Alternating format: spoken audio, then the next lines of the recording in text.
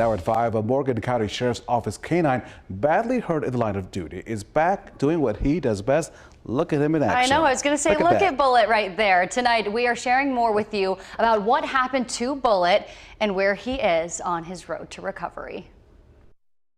He is 110% a hero. There's no question about it. He's a hero to me, to the ones that were there. He took the hit for us. That hero Morgan County Sheriff's Deputy David Tolan is referring to is his partner in every sense of the word, Canine Bullet. They're used as a tool in law enforcement, and they are a great tool, but at the same time, he's family. And whenever you grow that close to a partner like that, to see that happen really just affects you more than it just being a tool. That bond was put to the test December 8th when Bullet and Deputy Tolan responded to this home on Belt Lane in Martinsville for a reported break-in. The canine was sent inside as a de-escalation tactic. He ran up to do his job, but almost didn't come back out. Deputy Tolan says suspect Felix Juarez Antunez repeatedly hit Bullet with 4-foot-long tree loppers. And that was meant for one of us to be stabbed with.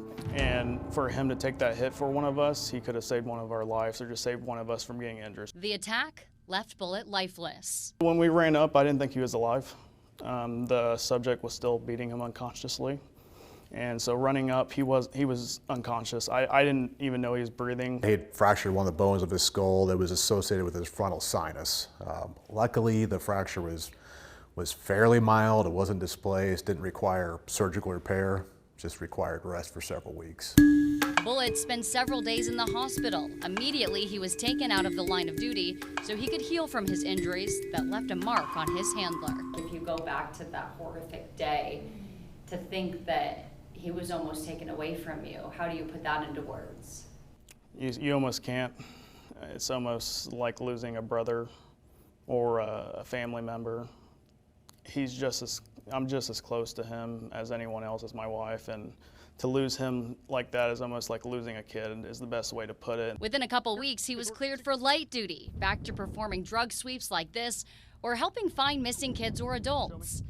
Then, after this appointment in early February, he was cleared to fully return to duty, getting back to doing things like apprehensions, like he was doing the day he was badly hurt. Although his injuries were pretty drastic and the situation was a little abnormal, you know, I think in the long run he's going to do well. I mean, he should have a fruitful career from now until he feels he no longer wants to do it. While most of us might enjoy a little reprieve from our everyday work, that wasn't the case for Bullet. That was a big relief for him, especially. He was so happy to be back and, you know, to do his job and get the ball and play. Now he's back on duty and with some extra protection. He was donated an actual helmet that is good against protection for something like blunt force.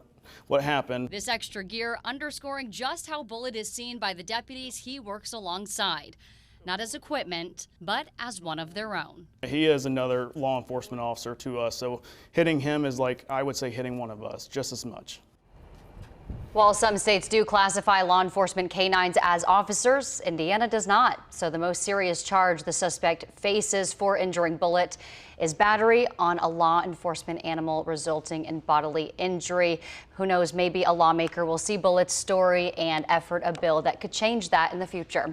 Okay, let's take a look at this. This is really exciting, Raphael. So just recently, Bullet proved he is still top of his game even after all he's went through.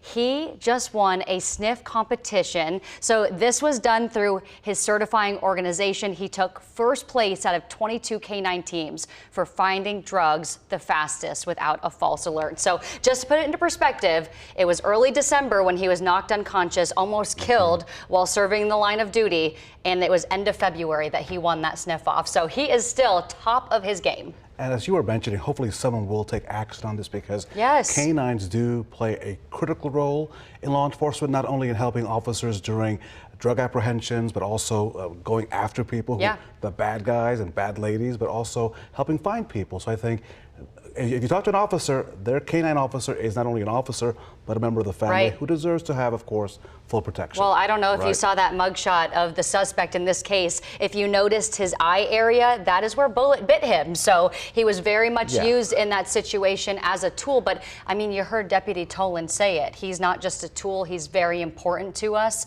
And I think he's just like any other law enforcement officer And out I could there. add, a tool is this, right? My cell phone's a tool.